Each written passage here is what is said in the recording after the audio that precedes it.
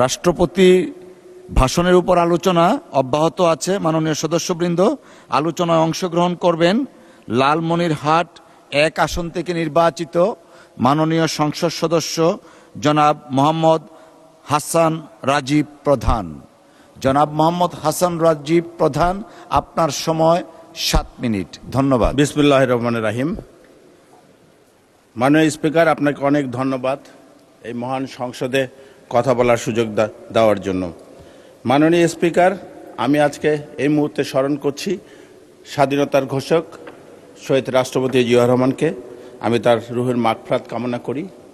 আমি স্মরণ করছি বাংলাদেশের আপসহীন নেত্রী, যার অনেক ত্যাগ এবং তিতিক্ষার ফলে এদেশের গণতন্ত্রে এগিয়ে গিয়েছে, সেই নেত্রী বেগম খালেদা জিয়া।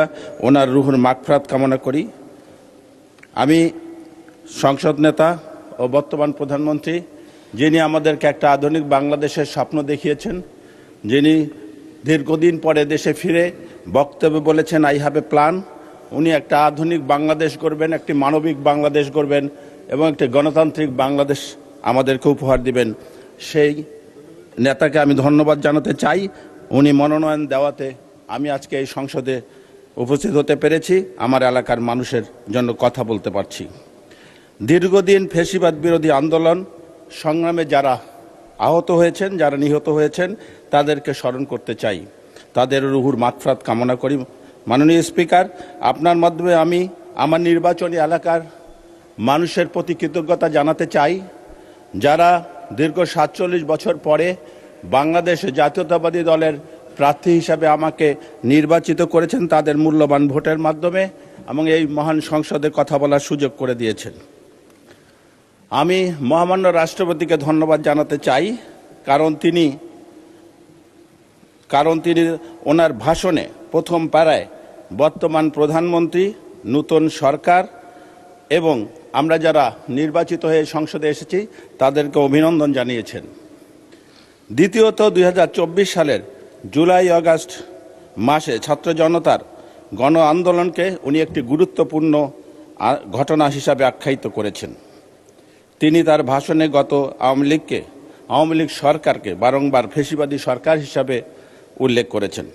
মহামান্য রাষ্ট্রপতি তার ভাষণে বর্তমান সরকারের পরিকল্পনার কথা তুলে ধরেছেন। সেখানে এগুলির মধ্যে অন্যতম হলো বর্তমান সরকার নারীর ক্ষমতায়নের উদ্দেশ্যে প্রত্যেকটি পরিবারের যিনি নারী প্রধান তার নামে একটি করে ফ্যামিলি কার্ড প্রদান করবেন, যার মাধ্যমে নারীরা আর্থিক সুবিধা পাবে। মাননীয় স্পিকার, ইতিমধ্যে সেই কাজ শুরু হয়ে গেছে, ফ্যামিলি কার্ড প্রদান শুরু হয়ে গেছে, পাইলট প্রজেক্ট চলছে।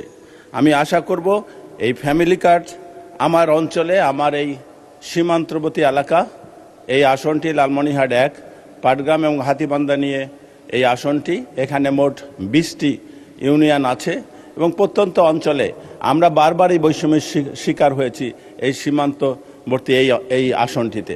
তাই আমি আশা করব সরকারের এই সুযোগ সুবিধা, যেমনি করে ফ্যামিলি কার্ড পাইলট প্রজেক্ট শুরু হয়েছে, এর পরবর্তী ধাপে যেন আমাদের এলাকাটাকে এটার অন্তর্ভুক্ত করা হয়।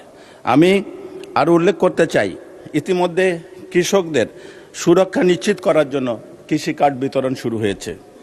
কৃষি ঋণ ইতিমধ্যে সরকার ১১ লক্ষর অধিক কৃষকের ১০,০০০ টাকা পর্যন্ত কৃষি ঋণ মওকুফ করে দিয়েছে। এই সুযোগ সুবিধাগুলি মানুষের কল্যাণে কাজে লাগছে। মাননীয় স্পিকার, আমার নির্বাচনী এলাকায় বাংলাদেশের সর্ববৃহৎ সেচ প্রকল্প তিস্তা ব্যারেজ অবস্থিত। আমার নির্বাচনী এলাকায় বুড়িমারিতে একটি স্থল বন্দর আছে। এছাড়াও মহান স্বাধীনতা যুদ্ধের সময় ৬ নম্বর সেক্টরে হেডকোয়ার্টার এখানে অবস্থিত। আপনারা হয়তো জানেন মাননীয় স্পিকার, বাংলাদেশের একটি ছিটমহল আছে দহগ্রাম এবং আঙ্গরপোতা, আমার নির্বাচনী এলাকায় পাটগ্রাম থানার অন্তর্গত একটি ইউনিয়ন। কিন্তু দুঃখের বিষয় হলো মাননীয় স্পিকার, সেই লালমনিরহাট শহর থেকে বুড়িমারি স্থল বন্দর পর্যন্ত এই ১০০ কিলোমিটার রাস্তাটি প্রতিনিয়ত এখানে দুর্ঘটনা ঘটছে। কারণ রাস্তাটি এই ১০০ কিলোমিটারের মধ্যে মোট ১৮ বার এই ট্রেন লাইন অতিক্রম করে যেতে হয়। এবং আঁকা বেঁকা রাস্তা হওয়ার কারণে প্রতিনিয়ত যে ট্রাকগুলো আমদানি রপ্তানির কাজে আছে সেই ট্রাকগুলো প্রতিনিয়ত অ্যাক্সিডেন্ট করছে এবং আমাদের এলাকার মানুষ দুর্ঘটনার কবলিত হয়ে নিহত হচ্ছেন। আমি সংশ্লিষ্ট মন্ত্রীর দৃষ্টি আকর্ষণ করি উনি যেন এই রাস্তাটাকে অন্তত 4 লেনে উন্নীত করে এই এলাকার মানুষের দিকে একটু তাকায়। এছাড়াও এই মাননীয় স্পিকার, আমাদের হাতীবান্ধা উপজেলা, এখানে মোট 12টি ইউনিয়ন আছে এবং এখানে মোট ভোটার হলো প্রায় 2.5 লক্ষ। এই এলাকার মানুষের নাগরিক সুবিধা বৃদ্ধি এবং প্রশাসনিক গতিশীলতা বৃদ্ধির জন্য আমি হাতীবান্ধা একটা পৌরসভা দাবি করছি, যা খুবই জরুরি। আমাদের সীমান্তবর্তী এলাকা হওয়ার কারণে মাননীয় স্পিকার, এখানে আমাদের যুব সমাজ মাদকাসক্ত হয়ে যাচ্ছে, অবাধে মাদক আসছে আমাদের পার্শ্ববর্তী দেশ থেকে। এই কারণে এই যুব সমাজকে ধরে রাখতে গেলে এখানে তাদেরকে মাঠমুখী করতে হবে বলে আমি মনে করি। এই 2 উপজেলায় কোনো স্টেডিয়াম নাই মাননীয় স্পিকার, অতএব সংশ্লিষ্ট মন্ত্রীর দৃষ্টি আকর্ষণ করি উনি যেন এখানে 2 উপজেলায় 2টি স্টেডিয়ামের ব্যবস্থা করে, যাতে করে আমাদের যুব সমাজ এখানে খেলাধুলা করতে পারে এবং মাদক থেকে দূরে থাকতে পারে।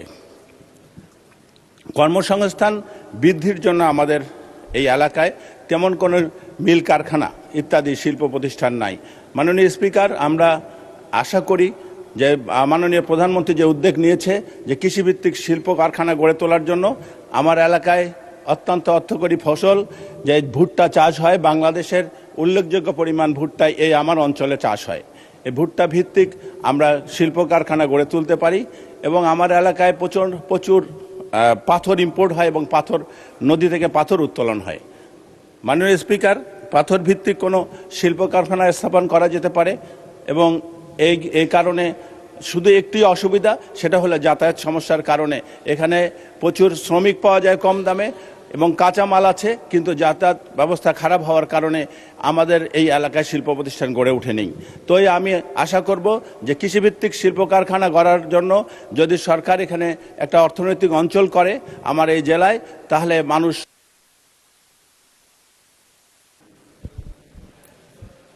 1 মিনিট চাচ্ছেন?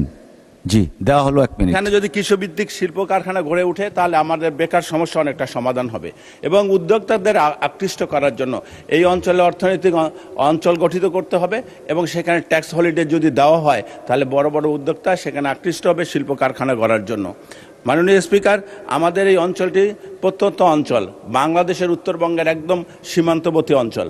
এখানে আরও অনেক নানাবিধ সমস্যা আছে, তার মধ্যে উল্লেখযোগ্য স্বাস্থ্যসেবার খাতে আমি এর আগেও 71 বিদ্যুতে একটা নোটিশ দিয়েছিলাম। আমাদের ওখানে 2 উপজেলায় 2টা স্বাস্থ্য কমপ্লেক্স আছে, কিন্তু শুধু বিল্ডিং আছে, মেশিন অপারেটর কিছুটা আছে, যেমন এসিজি মেশিন আছে, এখানে অন্যান্য মেশিনও আছে, কিন্তু ডাক্তার না থাকার কারণে এখানে একটা ছোট্ট অপারেশনও, একটা সিজার পর্যন্ত হয় না, বিশেষজ্ঞ কোনো ডাক্তার নাই। 2 উপজেলায় 2টি স্বাস্থ্য কমপ্লেক্সে একটা মাত্র ক্লিনারও ওখানে নিয়োজিত নাই, যার জন্য এই খাতে খুবই দুরবস্থা বিরাজ করছে। আমি আশা করব স্বাস্থ্যমন্ত্রী এই বিষয়টাকে দৃষ্টি দেবেন। ধন্যবাদ মাননীয় সদস্য।